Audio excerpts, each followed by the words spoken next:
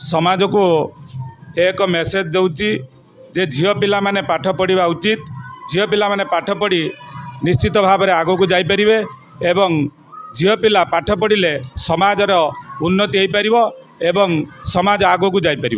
नाटकर नाम थिला झील तू अपराजिता। निर्देशना एवं रचना निजे मु करी एवं निजे लेखि पिला मानकु शिखेची नाटकटी झील तू अपराजिता।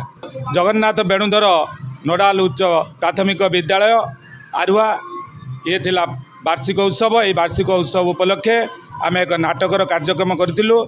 नाटक पेशारे मोर शिक्षक, निशारे लेखिबा नाटक हेउची मोर निशा। तेणु नाटक लेखि पिला मानकु मंचस्थ प्रतिवर्ष मु करूची। आगुरु मध्य करितिली। या हेउची मोर चतुर्थ नाटक।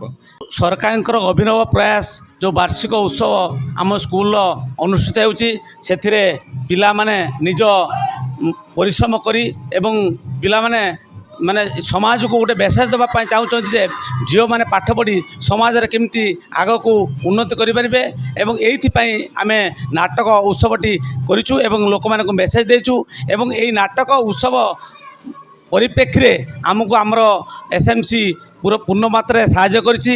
ग्रामवासी माने अकुंठित चित्तरे आमको साहाय्य करि आछिछन्ति।